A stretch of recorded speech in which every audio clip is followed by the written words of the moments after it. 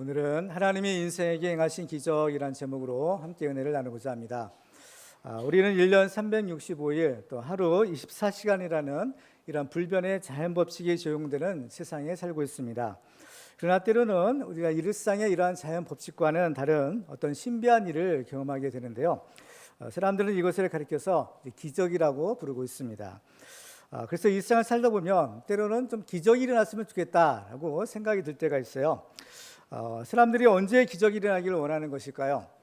대부분 보면 어떤 것을 간절하게 원하지만 그것이 이루어질 가능성이 거의 없을 경우에 기적이 일어났으면 좋겠다라고 생각이 드는 겁니다. 예를 들면 어떤 불치병에 걸려서 죽을 날만 기다리고 있는 사람이 있습니다. 본인과 가족들 또 그리고 그를 사랑하는 사람들은 모두가 그가 낫기를 바라고 있지만 현대의학으로는 그 병을 고칠 수가 없을 때 정말 기적을 바라게 되는 것입니다. 근데 아무리 또 이 기적을 바라고 소원한다 하더라도 그것이 저절로 이루어지는 것은 아닌 것을 보게 되죠. 왜냐하면 기적이 일어나려면 일상의 자연 법칙을 거스르는 어떤 초자연적인 능력이 있어야만 하기 때문입니다. 그러면 과연 기적은 일어날 수 있고 기적은 있는 것일까요? 사람들이 단지 인간의 어떤 지식 수준으로 이해할 수 없는 어떤 초자연적인 현상이 일어나는 것을 보고 기적이라고 부르는 것은 아닐까요? 그렇지만 그것은 성경에서 말씀하는 진정한 의미의 기적이라고는 볼 수 없을 것입니다. 왜냐하면 이 기적이라는 말의 사전적 의미를 찾아보면 두 가지로 이제 기록되어 있는데요. 첫째로는 상식으로는 생각할 수 없는 기이한 일, 그리고 또 한 가지는 신에 의하여 행하졌다고 믿어지는 불가사의한 현상. 이것이 이제 사전적 의미입니다. 그래서 이 말을 종합해 보면 기적이라는 것은 하나님께서 행하시는 초자연적인 현상을 의미하는 것이에요. 그러니까 이 초자연적인 현상을 일으키는 주체가 누구냐? 바로 하나님이 되실 때 그것을 가리켜 기적이다, 또 표적이다라고 부르는 것입니다. 그래서 시편 40편을 보면 시편 기자는 이런 고백을 하고 있습니다. 여호와 나의 하나님이여, 주께서 행하신 기적이 많고 우리를 향하신 주의 생각도 많아 누구도 주와 견줄 수가 없나이다. 내가 널리 알려 말하고자 하나 너무 많아 그 수를 셀 수도 없나이다 라고 말합니다. 주께서 행하신 기적이 많아서 일일이 그 수를 셀 수조차 없다라고 말합니다. 오늘 본문에도 시편 기자는 하나님께서 우리에게 행하신 기적들을 소개하고 있습니다. 그래서 이 시편 기자는 하나님이 행하신 기적을 소개할 때마다 여호와의 인자하심과 인생에 행하신 기적으로 말미암아 그를 찬송할지라라고 말하고 있어요. 그러면 여러분의 인생에서 하나님이 베푸신 기적은 무엇입니까? 여러분은 하나님께서 여러분에게 행하신 기적을 간증할 수 있겠습니까? 우리에게는 지금도 기적이 필요합니다. 그 많은 기적을 행하셨던 하나님은 과연 지금 어디에 계실까요? 오늘 우리들은 말씀을 통해서 함께 은혜를 나누고 지금도 살아계신 하나님의 기적을 체험하는 축복의 주인공들이 다 되시기를 주님의 이름으로 축원합니다. 자, 시편 기자는 이 시의 맨 처음에서 먼저 하나님께 감사하라라고 촉구하고 있습니다. 오늘 1절을 보시면 여호와께 감사하라 그는 선하시며 그 인자하심이 영원함이로다 라고 말합니다. 우리가 여호와께 감사해야 될 이유는 두 가지로 요약해 볼 수 있는데, 하나는 하나님의 성품, 그리고 또 하나는 하나님께서 행하신 일, 그 두 가지 때문에 하나님께 감사해야 됩니다. 먼저 하나님의 성품은 어떠신가요? 1절 다시 한번 보시면 여호와께 감사하라 그는 선하시며 그 인자하심이 영원합니다 라고 말합니다. 선하심과 인자하심, 이것이 바로 하나님의 성품인 것이에요. 그러니까 하나님은 선하신 분이다. 하나님의 성품이 선하신 분이에요. 나훔 선지자는 나훔 1장 7절에서 이렇게 고백합니다. 여호와는 선하시며 환난 날에 산성이시라 그는 자기에게 피하는 자들을 아시느니라 라고 말합니다. 예수님께서는 하나님 한 분 외에는 선한 이가 없다라고 하시죠. 그러니까 우리가 믿는 이 하나님은 선하신 분, 절대적인 선이신 분이다라는 사실을 알게 됩니다. 그리고 또 이 하나님의 성품은 인자하시다라는 것입니다. 하나님의 인자하심이 영원하다라고 말합니다. 여기서 인자하시다라는 말의 그 원어는 히브리어는 헤세드라는 단어를 쓰고 있는데요. 이 말은 좀 많이 들어본 단어죠. 이 말의 뜻은 은혜, 긍휼, 또 자비, 충성, 성실, 이러한 다양한 뜻을 가지고 있는 단어입니다. 그런데 이 단어의 특징은 하나님과 맺은 언약을 전제로 할 때 주로 사용되는 말이기도 합니다. 그러니까 하나님께서는 이스라엘과 맺은 그 언약을 반드시 지키시는 신실하신 하나님이다라는 것을 의미하는 것입니다. 그런데 그 하나님의 인자하심이 영원하다라는 거예요. 그러니까 하나님께서 우리와 맺으신 그 언약을 반드시 지키시다라는 것을 의미하는 겁니다. 그래서 시편 100편 5절에 보면 여호와는 선하시니 그의 인자심이 영원하고 그의 성실하심이 대대에 이르리로다라고 말하고 있습니다. 바로 여호와 하나님의 선하심과 인자심이 하나님의 성품이라는 것. 한마디로 말해서 참 좋으신 하나님이신 거죠. 근데 그 하나님께서 이루신 역사가 있어요. 무엇을 하셨느냐라는 것입니다. 오늘 본문에 보면 시편 기자는 하나님께서 우리에게 기적을 행하셨다라고 증언하고 있습니다. 그래서 시편 107편에는 하나님께서 행하신 일들을 크게 4가지로 소개하면서 바로 그 매 단락마다 이런 고백을 하고 있어요. 오늘 본문은 8절을 같이 읽어볼까요? 시작. 여호와의 인자하심과 인생에게 행하신 기적으로 말미암아 그를 찬송할지로다. 아멘. 그래서 시편 107편에는 여호와의 인자하심과 인생에 하신 기적으로 말미암아 그를 찬송하라. 바로 이 말이 4번이나 반복해서 등장하고 있는 것입니다. 하나님께서 우리 인생에 기적을 행하셨다라는 것은 하나님께서 우리를 위해 매우 특별한 일을 하셨다라는 것을 의미하는 겁니다. 그렇죠? 왜냐하면 이 상에 있는 모든 이러한 자연 질서들은 바로 하나님이 정해 주신 거예요. 창조주 하나님이 정해 주신 질서 가운데 우리가 있는 것입니다. 그렇지만은 기적이라는 것은 뭔가요? 이런 일상의 자연 법칙을 뛰어넘는 겁니다.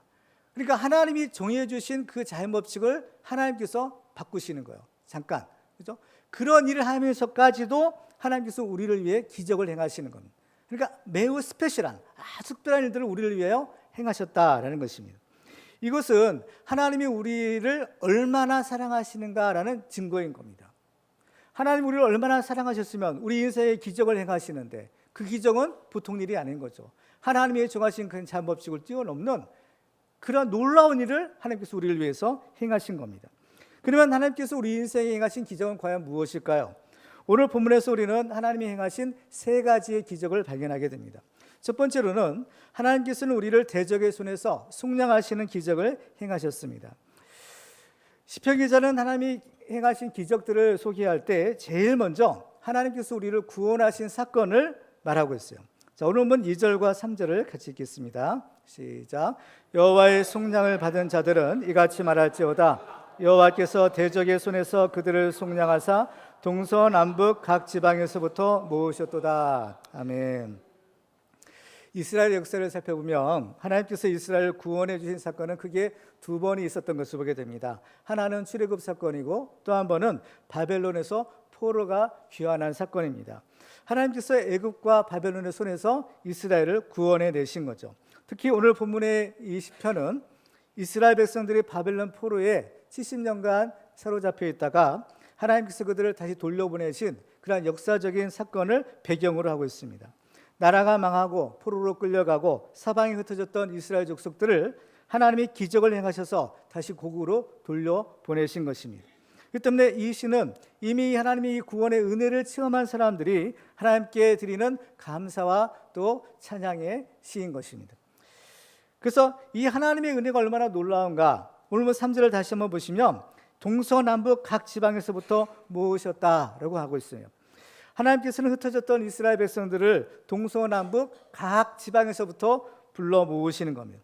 이것은 하나님께서 한 사람도 빠짐없이 모든 사람들 다 구원해 내셨다라는 것을 의미하는 것입니다. 선한 목자 되시는 예수님께서는 한 마리 잃어버린 양을 위해서 그 먼 길을 떠나시는 장면을 우리가 보았습니다. 그러니까 하나님께서는 우리를 다 구원하시는 것, 하나님께서는 은혜 베풀 자에게 은혜 베풀어 주시고 구원할 자를 구원해 주시는 하나님이신 겁니다. 그 때문에 우리들은 하나님께서 혹시 나를 잊어버리지나 않으셨을까, 하나님이 혹시 나를 버리지는 않으셨을까, 이런 염려를 할 필요가 없는 것입니다. 디모데후서 2장 4절에 보면 하나님은 모든 사람이 구원을 받으며 진리를 아는 데 이르기를 원하시느니라 라고 말씀합니다. 하나님의 뜻은 우리 모든 사람들을 다 구원해 내시는 겁니다. 우리가 구원받을 만한 자격이나 공로가 없을지라도 상관이 없는 것입니다.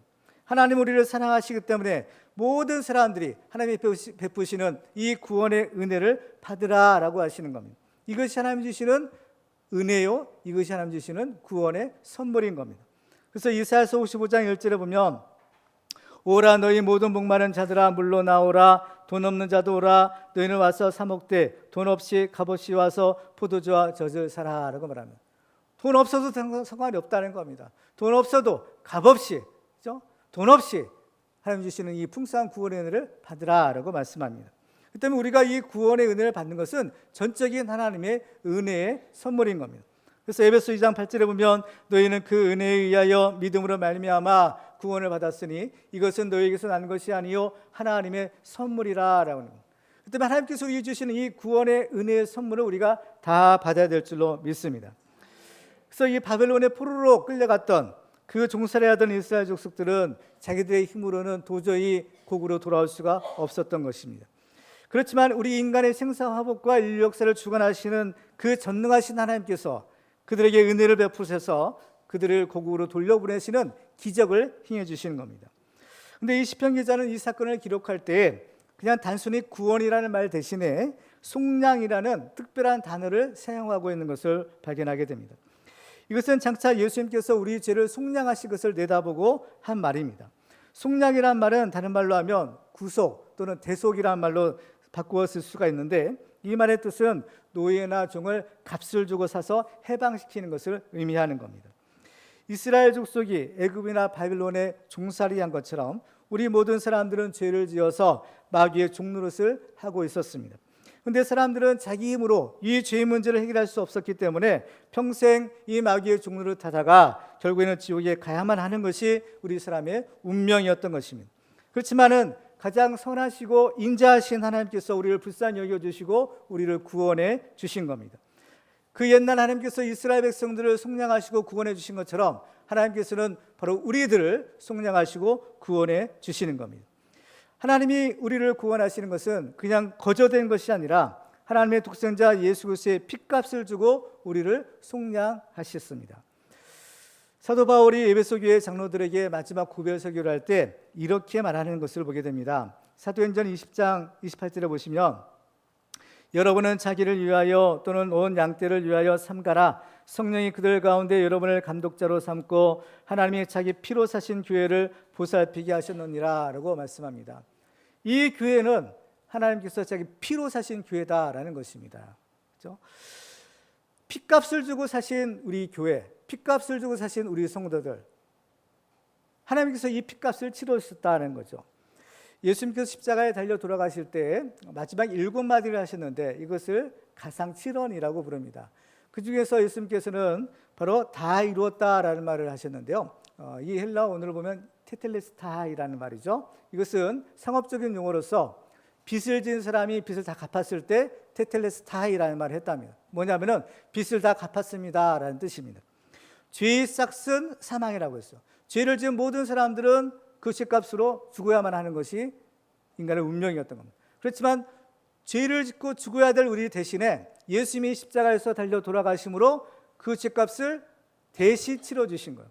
이것을 가리켜서 대속의 은혜요, 이것을 가리켜 속량의 은혜다라고 부르는 것입니다. 그렇기 때문에 이 대속의 은혜를 받은 우리들은 그렇죠? 그 예수님이 우리를 대신해서 형벌을 받으셨기에 우리가 받아야 될 형벌을 우리가 면제해 받을 수 있는 겁니다. 그래서 우리가 지옥에 가지 않고 천국에 갈 수 있는 길이 열린 겁니다. 그래서 고린도서 6장 19절에 보면 19절과 20절에 보면 이렇게 말씀합니다. 같이 읽겠습니다. 시작. 너희 몸은 너희가 하나님께로부터 받은 바 너희 가운데 계신 성령의 전인 줄을 알지 못하느냐? 너희는 너희 자신의 것이 아니라 값으로 산 것이 되었으니 그런즉 너희 몸으로 하나님께 영광을 돌리라. 아멘. 적어도 예수 믿고 구원받은 성도라고 한다면, 진정으로 하나님의 교회라고 한다면 이것은 내 것이 아닌 주님의 것, 하나님의 것입니다. 왜? 바로 주님께서 핏값을 주고 사셨기 때문인 것입니다. 그렇죠? 그 때문에 누구든지 예수님을 믿기만 하면 구원을 얻을 수 있는 이 복음은 바로 모든 사람을 구원하는 하나님의 기적의 능력인 것입니다. 로마서 1장 16절을 같이 읽겠습니다. 시작. 내가 복음을 부끄러워하지 아니하노니 이 복음은 모든 믿는 자에게 구원을 주시는 하나님의 능력이 됨이라. 먼저는 유대인에게요 그리고 헬라인에게로다. 아멘. 유대인이든지 헬라인이든지 동서남북 세계 모든 민족을 구원하는 능력이 바로 예수 그리스도의 복음의 능력인 것입니다. 바로 이것이 하나님의 구원의 기적인 겁니다. 만약에 하나님께서 우리를 그냥 내버려 두셨다면 우리는 자연히 지옥에 갈 수밖에 없는 운명이었습니다. 그러나 하나님이 정말 놀라운 기적을 우리에게 행하신 겁니다. 하나밖에 없는 독생자를 우리에게 보내주시고 죽을 수 없는 그 하나님의 아들이 인간이 되어 오셔서 십자가의 모든 저주와 고난을 받으시고 피 흘려 돌아가신 것입니다. 그래서 우리가 우리의 모든 죄를 용서받고 구원을 받을 수 있게 된 것입니다. 그렇기 때문에 우리가 예수를 믿고 구원받을 수 있는 것, 이것이 바로 기적 중에 기적인 것입니다. 여러분은 예수님을 믿으십니까? 예수를 믿으세요? 예수를 믿으시면 이미 하나님이 주시는 이 기적을 체험한 사람이 된 겁니다.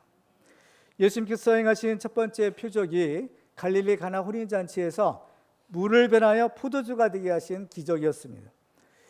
이와 같이 우리가 예수님을 믿게 되면 물이 변하여 포도주가 되는 그러한 기적처럼 바로 우리가 거듭나 하나님의 자녀가 되는 이러한 기적을 체험할 수가 있게 되는 것입니다. 그렇기 때문에 예수 믿고 구원받은 우리들은 이제 하나님이 행하신 기적의 주인공이 된 것입니다. 이 놀라운 기적을 체험하고 구원받은 우리들은 이제 시편 기자의 고백처럼 하나님께 감사하고 하나님을 찬양하시기를 주님의 이름으로 축원합니다. 두 번째로 하나님께서는 우리를 광야길에서 인도하시는 기적을 행하시고 계십니다. 오늘 본문에는 이스라엘 족속이 광야길을 갈 때에 어려움을 당했던 사실을 회상하고 있어요. 그러면 4절과 5절을 같이 읽습니다. 시작. 그들이 광야 사막길에서 방황하며 거주할 성읍을 찾지 못하고 줄이고 목이 말라 그들의 영혼이 그들 안에서 피곤하였도다. 아멘. 자, 하나님께서 아브라함과 그 후손에게 주리라 약속하신 땅이 있죠. 그 땅이 바로 가나안 땅입니다. 그 땅은 젖과 꿀이 흐르는 정말 좋은, 그야말로 우리가 들어갈 천국 같은 그러한 좋은 땅이죠. 그런데 이스라엘이 그 약속의 땅에 가기 위해서는요, 반드시 광야길을 먼저 통과해야만 했었던 것입니다. 출애굽 사건에서 이스라엘은 애굽에서 나와서 가나안 땅으로 갈 때 하나님이 그들을 광야길로 인도하셨다라고 했어요. 그리고 바벨론의 포로로 끌려갔던 사람들이 다시 고국으로 돌아올 때도 바로 이 광야길을 통과해야만 했던 것입니다. 그런데 이 광야라는 곳은 사람이 살 수 없는 곳이죠. 먹을 것도 없고 마실 물도 없는 그야말로 사막인 것입니다. 여기서 만약에 길을 잃고 방황하다가는 그야말로 죽을 수가 있는 곳이 바로 이 사막 광야죠. 오늘 본문에 보면 그들은 광야 사막길에서 방황하며 거주할 성읍을 찾지 못했다라고 하고 있습니다. 여기서 그들은 광야에서 방황했다라고 했어요. 방황하다라는 말의 뜻은 그릇 행하다, 길을 잃어버리다라는 뜻을 가지고 있는 말입니다. 그러니까 바른 길을 가야 되는데 그 바른 길에서 벗어나니까 그 길을 잃어버리고 결과는 줄이고 목이 말라 바로 그들의 영혼이 피곤하고 죽게 된 것입니다. 우리의 인생이 줄이고 목이 마른 이러한 곤고한 삶을 살게 되는 근본적인 원인이 있습니다. 그것은 바로 우리가 바른 길에서 벗어났기 때문인 거죠. 사람이 가야 될 바른 진리에서 벗어나는 것을 가리켜 성경은 죄라고 부르고 있습니다.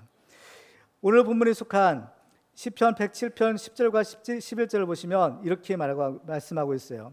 사람이 흑암과 사망의 그늘에 앉으며 곤고와 쇠사슬에 매임은 하나님의 말씀을 거역하며 지존자의 뜻을 멸시함이라 라고 했어요. 하나님의 뜻을 거역하고 제멋대로 살아가는 것이 바로 이러한 모든 고난과 고통의 원인이다 라는 것을 지적합니다. 그렇지만 하나님께서는 우리에게 바른 길을 제시하고 바른 길을 가도록 인도하시는 분이신 겁니다. 이 세상의 모든 곳에는 하나님이 정해주신 길이 있다라는 사실을 우리가 알 수가 있어요.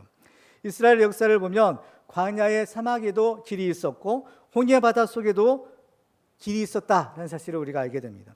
그 때문에 우리들은 하나님께서 우리에게 예비하신 그 바른 길을 가야 되는 겁니다. 그 길은 어떤 길이냐? 바로 하나님을 경유하는 길인 것입니다. 앞에서 하나님께서는 우리를 죄에서 구원하시는 기적을 행하셨다라고 했습니다.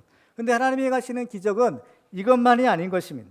하나님은 우리에게 계속해서 은혜와 기적을 베풀어 주시는데 그것은 바로 우리를 구원하실 뿐만 아니라 이제 우리를 천국으로 인도하시는 그 기적을 베풀어 주시는 겁니다.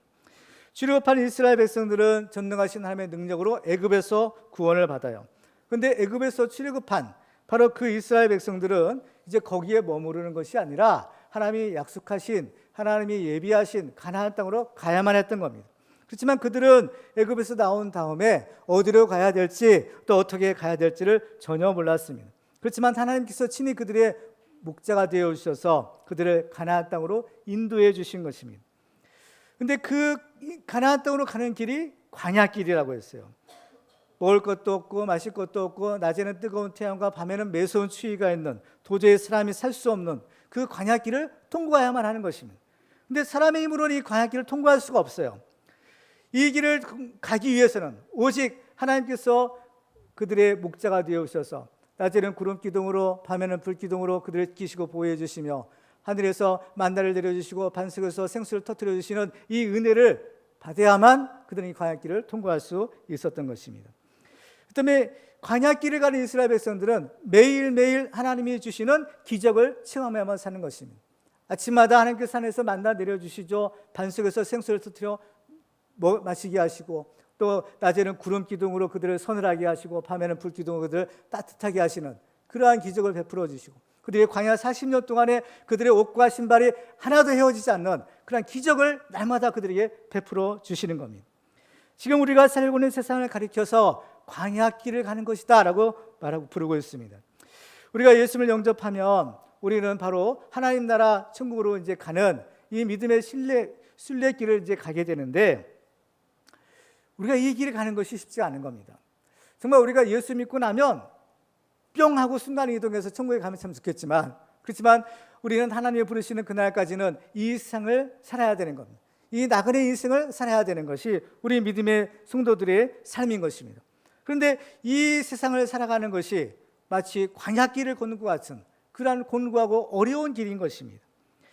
그래서 무릇 그리스도 예수 안에서 경건하게 살고자 하는 자는 핍박을 받으리라 라는 말씀처럼, 정말 우리가 이 세상을 어떻게 믿음으로 살아야 될지 정말 우리 힘만으로는 불가능한 것이 우리 믿음을 지키는 것입니다. 그렇기 때문에 우리들은 우리의 힘만으로가 아니라 바로 우리를 도우시는 하나님의 능력을 힘입고 우리의 선한 목자 되시는 그 예수님만 따라갈 때 바로 이 험한 광야길을 무사히 통과하고 주님이 예비하시는 가나안 땅에 들어갈 수가 있는 것입니다. 그래서 우리가 이 광야길을 갈 때에는 반드시 이 주님이 예비하시는 그 길을 가야만 되는 겁니다. 이스라엘 백성들은 광야 사막길에서 방황했다고 했어요. 길을 잃어버렸다고 했어요.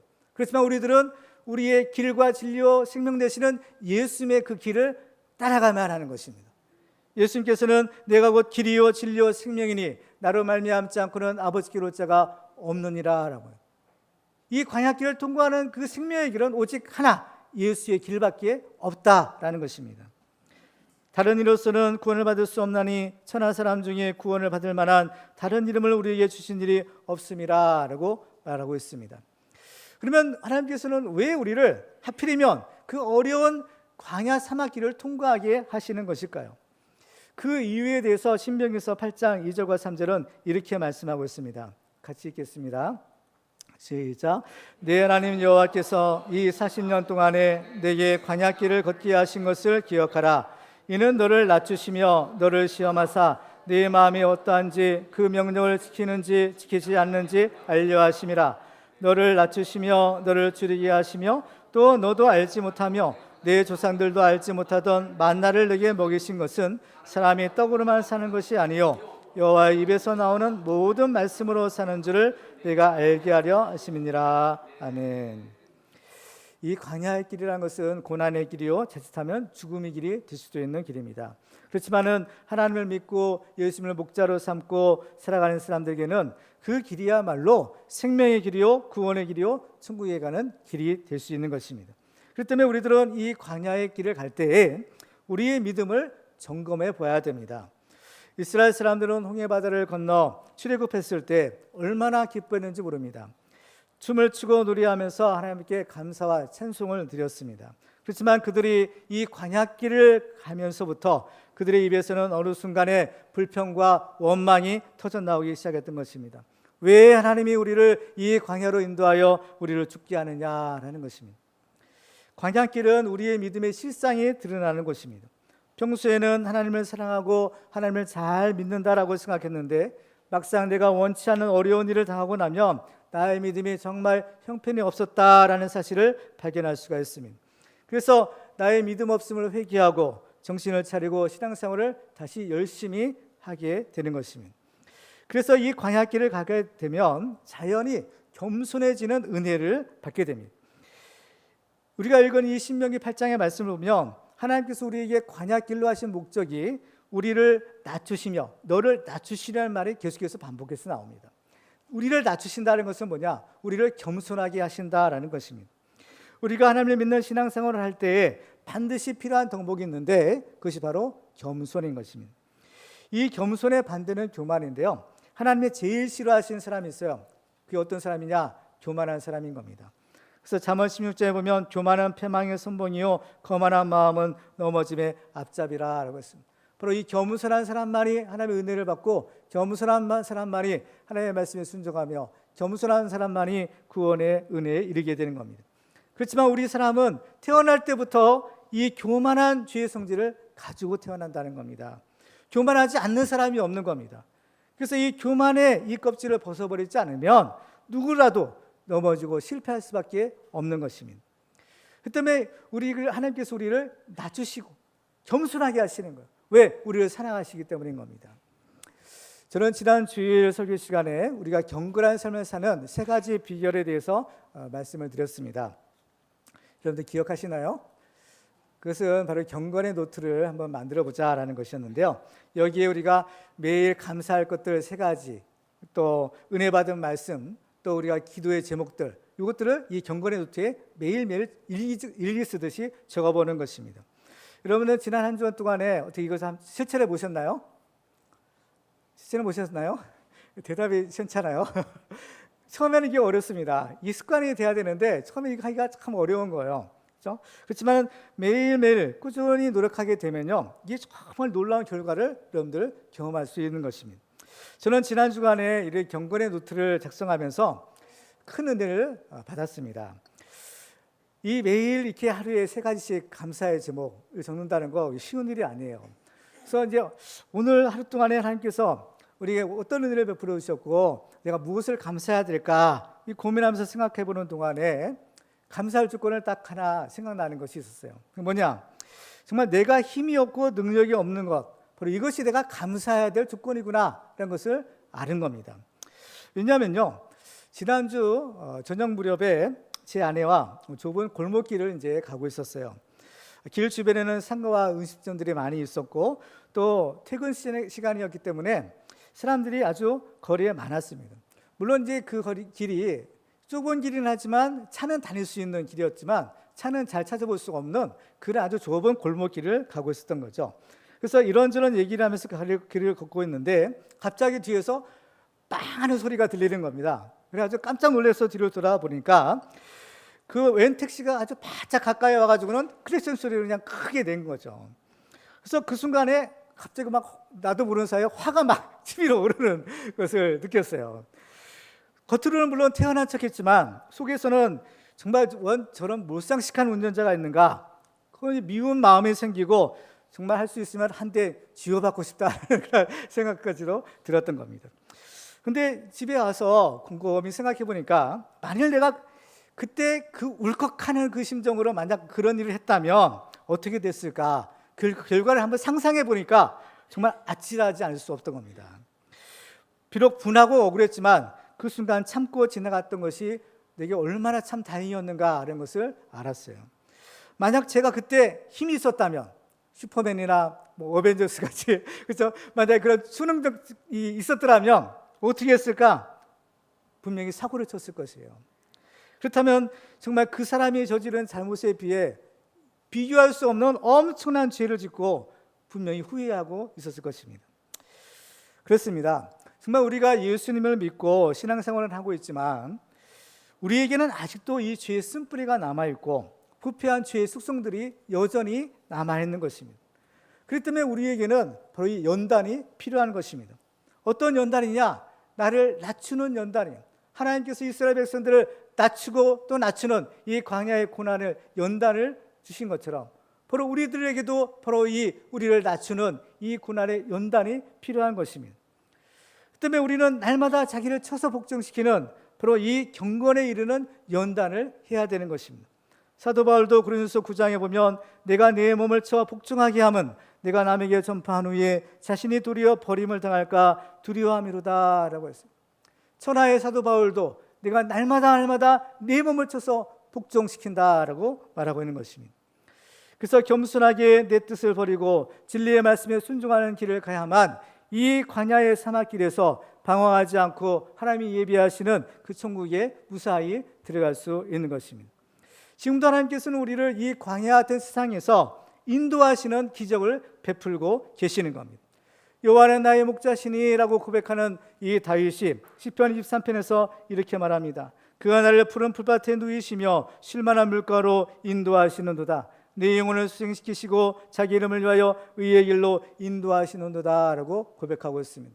물론 주님께서 인도하시는 길이 항상 푸른 초장, 쉴만한 물가는 아니죠. 때로는 사망의 음침한 골짜기를 둥고할 수도 있는 것입니다. 그러나 중요한 것은 바로 그 자리에, 그 길에 주님이 함께 하시고 주님께서 우리의 선한 목자가 되셔서 우리를 인도하고 계시다라는 사실인 겁니다.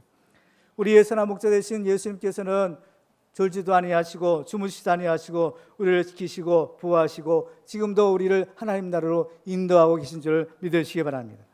그래서 우리들은 이 예수님의 말씀만 믿고 순종함으로 주님께서 인도하시는 이 기적을 날마다 체험하고 하나님 나라에 다 안전하게 들어가는 우리 모두가 되기를 주님의 이름으로 축원합니다. 마지막으로 하나님께서는 우리에게 모든 좋은 것을 주시는 기적을 행하고 계십니다. 하나님께서는 우리를 죄에서 구원하시고 우리를 천국으로 인도하실 뿐만 아니라 우리에게 모든 좋은 것을 선물로 주시는 기적을 베풀고 계시는 겁니다. 자, 오늘 본 9절을 같이 읽도록 하겠습니다. 시작. 그가 사모하는 영혼에게 만족을 주시며 줄인 영혼에게 좋은 것으로 채워주심이로다. 아멘. 사모하는 영혼에게는 만족을 주시고 줄인 영혼에게는 좋은 것으로 채워주신다라고 고백하고 있어요. 하나님은 우리의 모든 필요를 아시고 우리에게 모든 좋은 것을 주시는 기적의 하나님이십니다. 시편 기자는 여호와는 나의 목자시니 내가 부족함이 없으리로다라고 말하고 있습니다. 하나님을 믿는 사람은 부족함이 없다.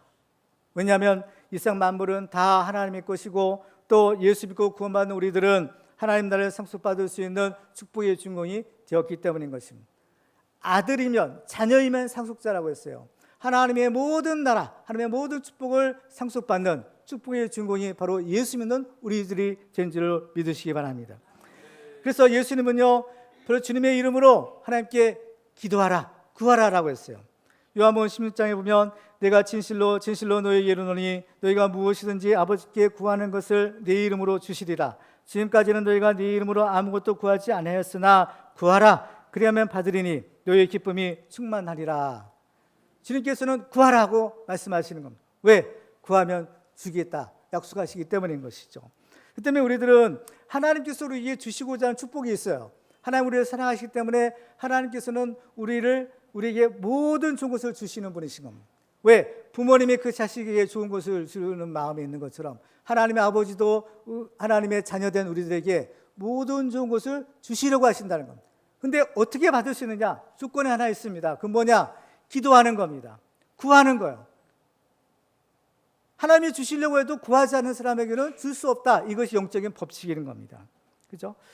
하나님이 주시는 그 은혜를 위해서 우리가 간절한 마음으로 구하는 겁니다.